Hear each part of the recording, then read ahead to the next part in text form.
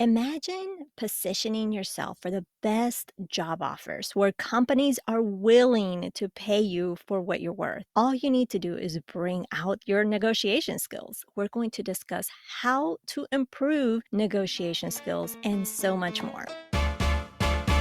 You are listening to Her Dinero Matters, the podcast helping Latinas have increased confidence and control over their finances. My name is Jen Hemphill, and as an accredited financial counselor, my mission is to help you be more confident and simplify your finances so you can save more, get out of debt quicker, and build your wealth. If you master those negotiation skills, there is no doubt you'll open up new opportunities and realize your own power to achieve the best without settling for less. This is your host, Jen Hemphill, and I appreciate you being here and willing to learn more and continue on in your financial journey. In this episode, Mandi Woodruff-Santos, an expert in negotiation skills, will teach you some of the basics, but she also shares some incredible valuable tips. She has achieved incredible opportunities through her skills, and of course, you can too. Whether you aim for a raise, a job switch, or something else, this is a crucial episode to position yourself in the best way to get the outcome you desire. Mandi Woodruff-Santos is a globally recognized career expert, founder of the Mandi Money Makers, and the co-host of the two-time Webby Award-winning podcast, Brown Ambition. Through her online career coaching community, the Mandi Moneymaker, she is on a mission to help women of color achieve their wildest financial and career ambitions. If you want to continue the conversation from this particular episode, we have just the thing to do that because we have a community. We'll discuss more about this later, but for now, let's get started with the show.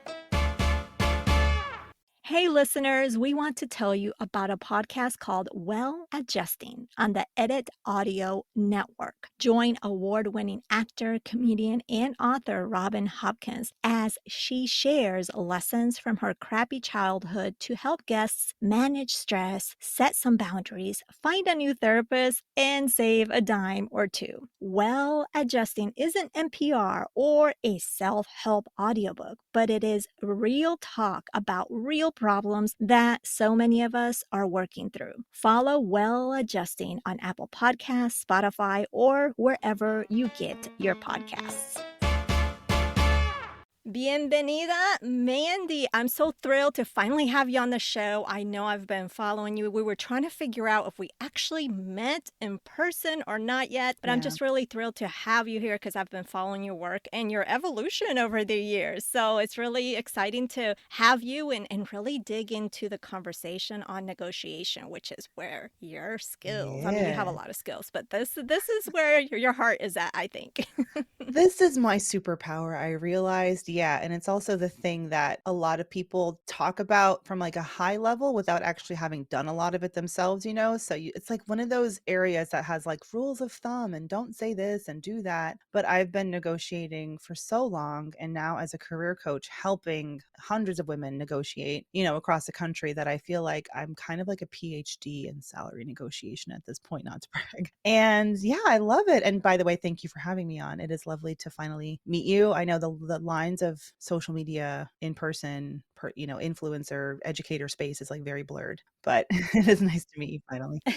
Of course. And then the pandemic happened. So Yeah, that too. there's that too.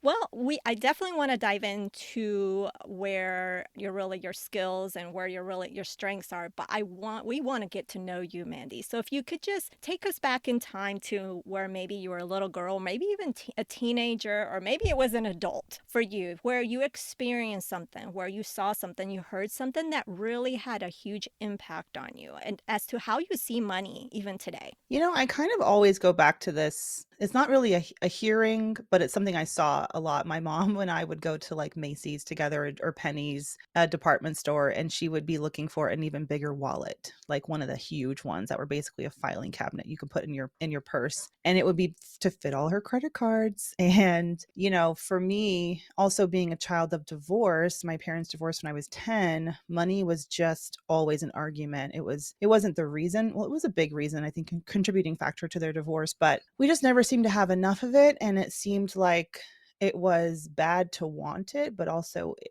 we didn't have it and we wanted it. We wanted more. Yeah, I have some early core memories of just always kind of feeling like mom was stretched thin. She did raise 4 kids as a single mom. Yeah, and then you have those moments when you're at the grocery store and, mom's debit card gets declined and ugh, makes me like really emotional thinking about it from her perspective. As a kid, I'm like, ugh, I'm the one who put the ice cream in the cart. It's my fault, and I'm feeling bad. And yeah, all that has sat with me. And it's one of the big reasons why, as I approached my career and my finances as an adult, I didn't have a lot of knowledge, but I knew that I wanted something different. I wanted to be able to really support myself, so my mom could just have less of a burden, financially. And negotiating more is a way to do that, right? It sure is, For yeah. sure.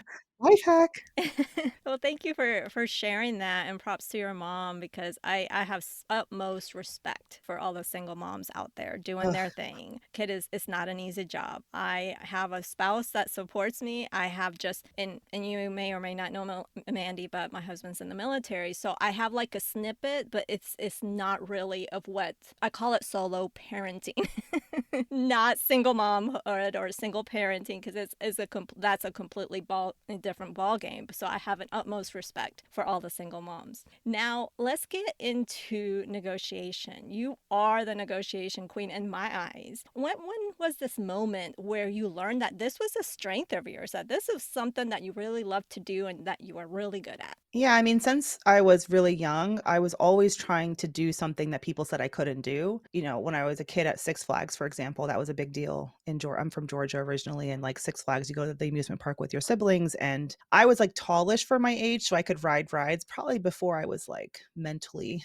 old enough. And I could see that they were like, you can't go on that rocket ship or the ninja roller coaster or whatever. And I'd be like, I'm going to do it anyway. And that has just been a part of my personality ever since, in the sense that I will jump off the cliff. I will ask the boy out on the school bus who I have a crush on just because I feel like people don't think I have the guts.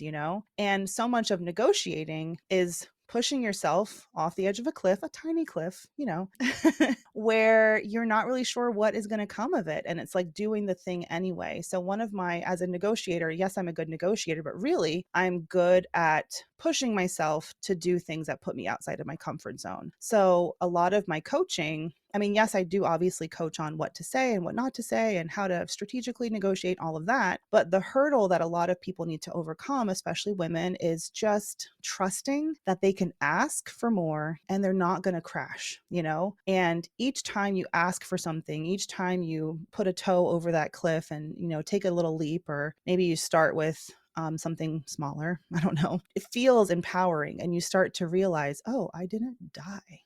No one came for me. I still get to try again. And it builds your resiliency. It builds your confidence. And that is something I don't think we give ourselves enough of a chance to do throughout our lives because we're just scared. We are, and trusting is such a huge thing. And like you said, after trusting yourself and just doing the thing anyway, you find out maybe it wasn't as bad as you thought. Maybe you don't get the answer you wanted, but you learned something along the way. It got you somewhere else. You're not in the same position you were in before, but maybe it got you a step forward to something else, right? And you just don't know until you put yourself. So I love that. And I might have seen you at Six Flags at one point. I lived outside of Atlanta in Athens, Georgia. Oh, yeah. But Oh, but I went to UGA. So, yeah, we did definitely maybe okay. cross paths. Maybe in different years Yeah, though. Well, we won't ask. maybe. I think you're a millennial. I'm not a millennial, so different years.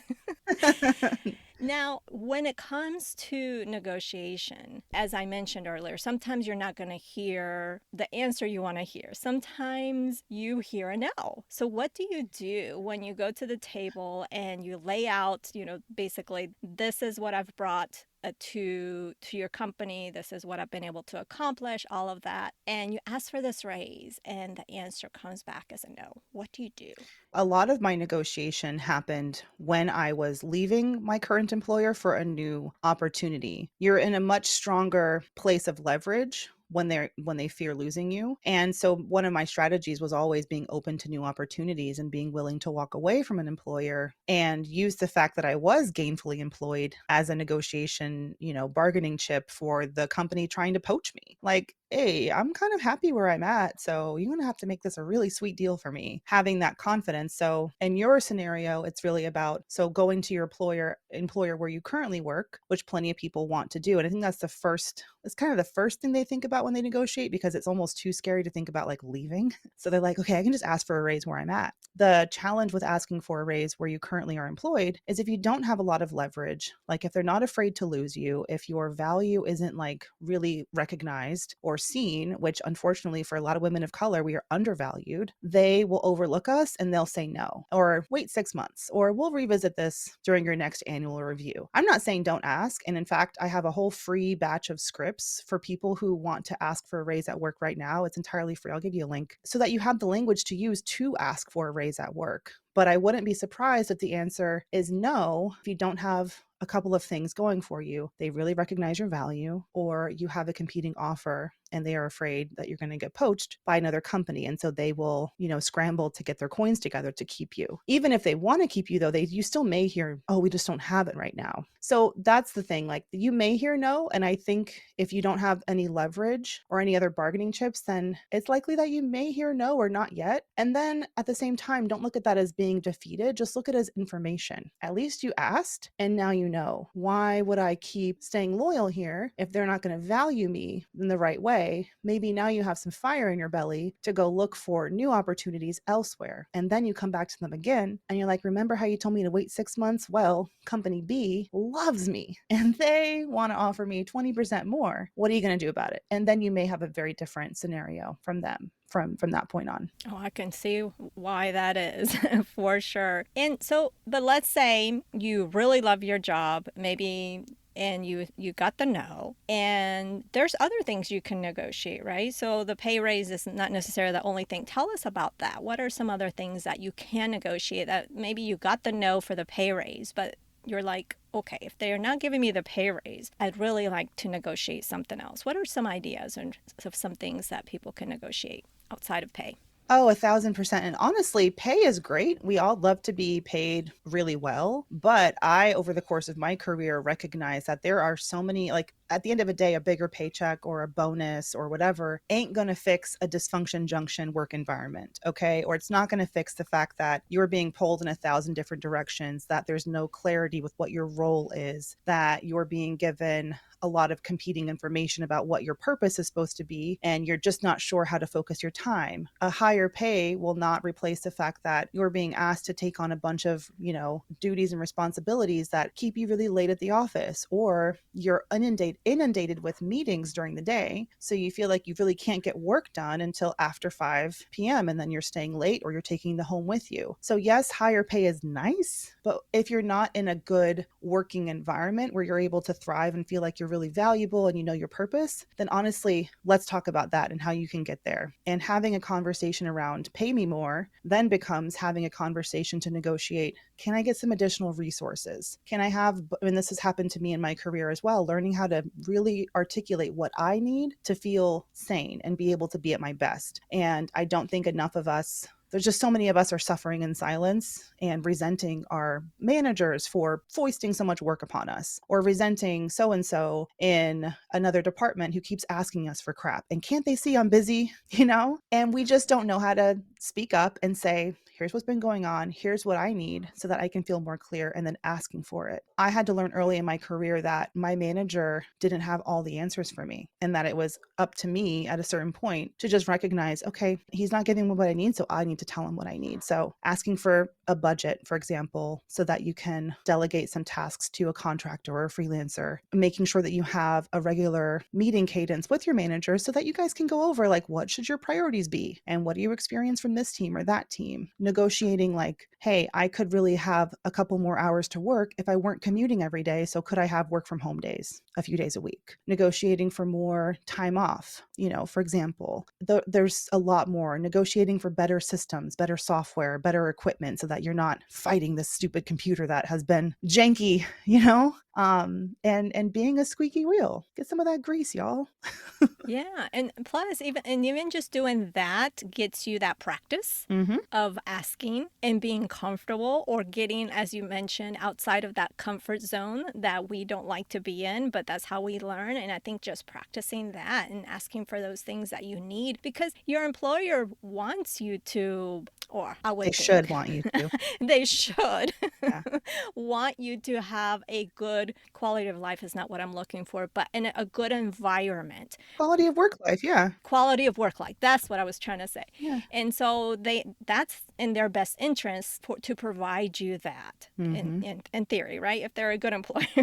I think definitely practicing that is very important. Now, this is something I didn't ask at the beginning, but what are the key things before you, as you prepare to ask for a raise or negotiate the things that you mentioned? What are the key things that you need to come to the negotiation table with when you prepare? Yeah, so and this is if you're negotiating for a raise at your current employer, right? Correct. Yeah, so you want to ideally come to the table with a good, solid, list of accomplishments, what your impact has been to the team, what value you have been bringing, and really state your case. And this is one of the reasons why I love keeping a document, like keeping a Google Doc or a Word doc open at all times while you're working to really keep track of good feedback, testimonials from other departments who say they loved working with you, what happened because of something that you did. Like, did you save the company money? Did you make more money? Did you streamline a process? Did you, take the initiative to oversee a project that was going off the rails and really highlight, for them why you are so valuable and why you feel that you are deserving of a raise. On top of that, have some data as far as how your current salary compares to comparable jobs at other companies, like even doing research into the top competitors for your company and someone with your, skill set and job title and seeing if you can get some facts behind like what others are making at your level. And you can bring that data as well. And in my scripts, I have a script where you can basically say, I am not being paid my market value, and here are the facts to back that up. So you're bringing, of course, the value to them, but you're also letting them know that compared to the market, you're undervalued. And one of my favorite ways to actually get that salary data, like what are other people making, has nothing to do with Glassdoor or salary.com. Those are fine sources. Job interviewing. I loves it. Because if you think about it, like if you're a house,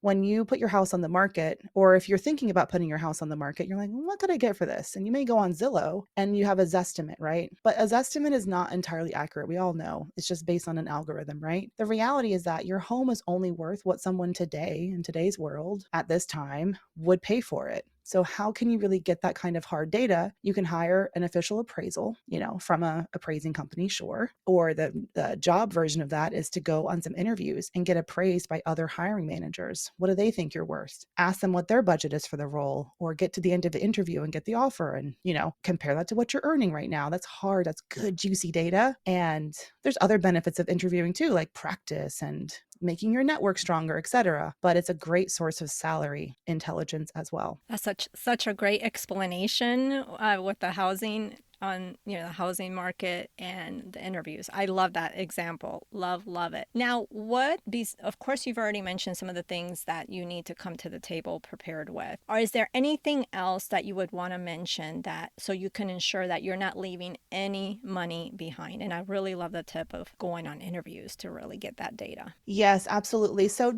think about your total compensation. I use this analogy in my I love analogies if you can't tell.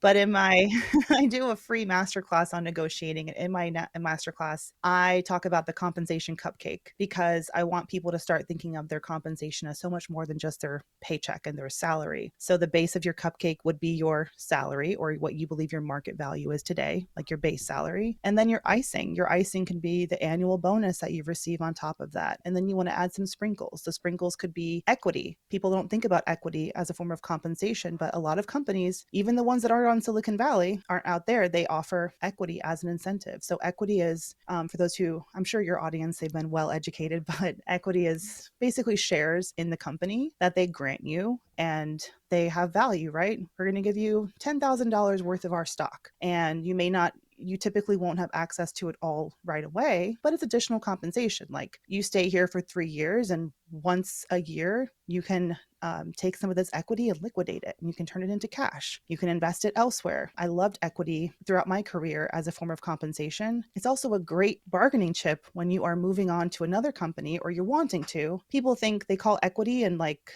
stock options like golden handcuffs because of that whole rule that you have to stay 3, 4, 5 years in order to get all of it. But companies understand that they need to still poach people, and so they'll actually, like, you can tell them, hey, if I were to join your company, I have $15,000 worth of stock I would be forfeiting. Can you make me whole? And that's where you get a signing bonus. So think about the sprinkles of equity, also unvested 401k balances. If you have 401k matches and you're going to lose it if you leave the company before a certain time, if you accepted a signing bonus when you came onto the company and you're leaving in less than a year, they may want it back. You can use that as leverage to ask for more from the company that you're applying for. So those are sprinkles. On top of my compensation cupcake is a cherry. And I call this the equalizer cherry because I feel like as women and women of color, we're going to be undervalued. There's unconscious bias, there's flat out conscious bias, racism. And there's also the fact that if you're, advancing your career and you're finally negotiating, you're probably been way underpaid,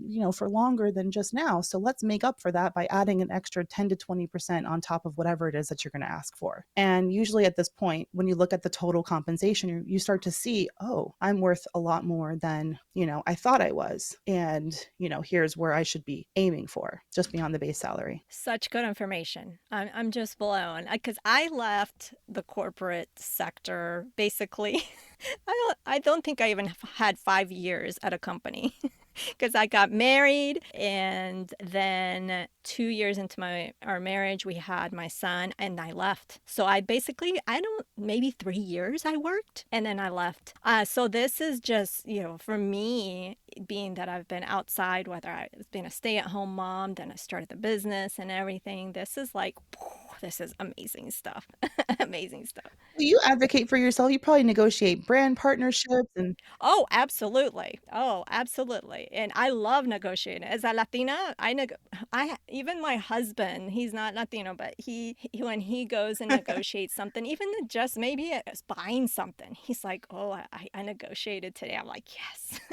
I've had some influence on him because before he's like, "What are you doing?" I'm like, "I just was born doing this."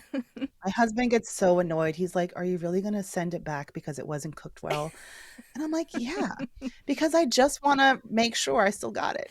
Yeah. Like, No, make I hear sure. you. Just how it builds confidence. Like, stick up for yourself if something isn't right. There's, of course, the line where like you're being a little too much, but if you are doing a service, if you're showing up and doing a good job, you should get paid well. And if you Absolutely. have paid for a service, then you should get what the hell, you paid for. So, all about that life. Yeah, absolutely. Now, the other thing that I love about you is that not only have you had all this experience in negotiating and have done so well with it, but you've also been on the other side of the table as a manager doing the hiring. So, can you give us some insights as to what are managers thinking behind the scenes so that way when we go to negotiate, can you just spill the tea a little bit? Oh, well, I think, I was an exceptionally good manager, and I'm not afraid to really just live in that. And I'm not saying that I was the best at communicating all the time or all of that, but I was a really forward-thinking, engaged manager. I cared about people's progression. I was doing things like creating a career track plan so that people could understand where their next steps were. I was advocating for people who needed a compensation adjustment because they were earning less than someone doing the same thing. I was a very high touch manager in that way. I'm not the norm, unfortunately. And a lot of managers aren't thinking about, man, how's Jen over there doing? Is she been, is her vibe good? And how, let me check her salary, but compared to so and so who was just hired, and what can we do for Jen? And annual reviews are coming up, and I'm going to make sure we have budget for a little bonus for like not everyone's thinking that because what's happening in managers' minds are we have our own problems. Like you have your own KPIs, key performance indicators, your own goals that you're going to get judged by. You've got the stress of having higher ups coming to you for answers. You've got personnel problems. Oh, someone needing a raise is maybe the least of your worries because someone just quit over there or someone's filed a complaint about so and so, or, like there's other stuff going on. So I think it's important to remember that your managers are humans and that sometimes they also they can be stuck by the systems that the company has. Like even if they want to give you a raise, they still may have a lot of red tape to work through, and you have to incentivize them to want to fight for you. And managers are more willing to go above and beyond for people who bring a lot of value, who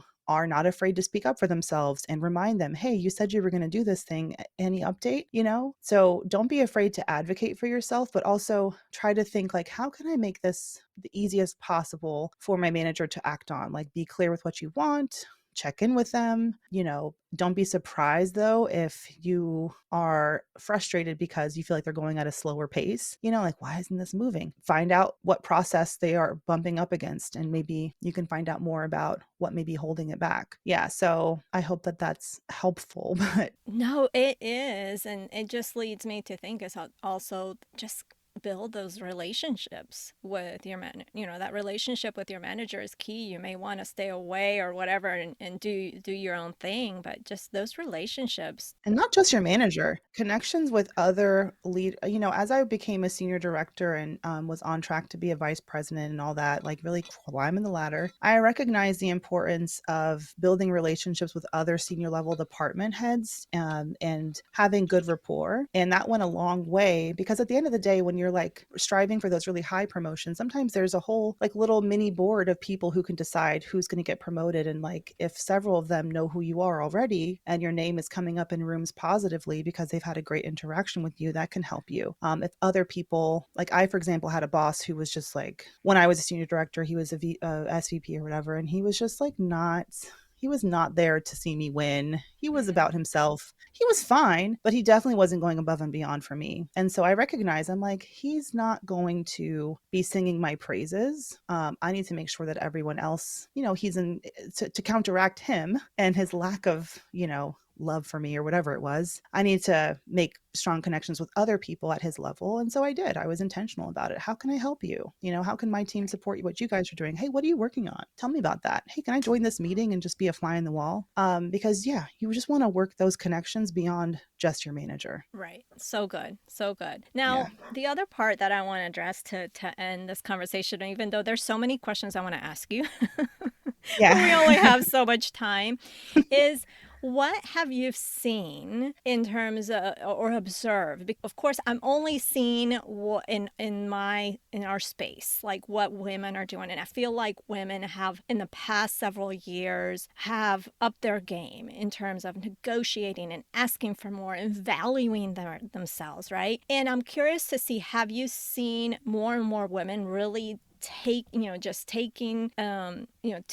charge and negotiating more? Have you seen an increase of that? I don't know if there's any data. I Mm. didn't even have time to look that up before we had this conversation. It's me. I am data. You are.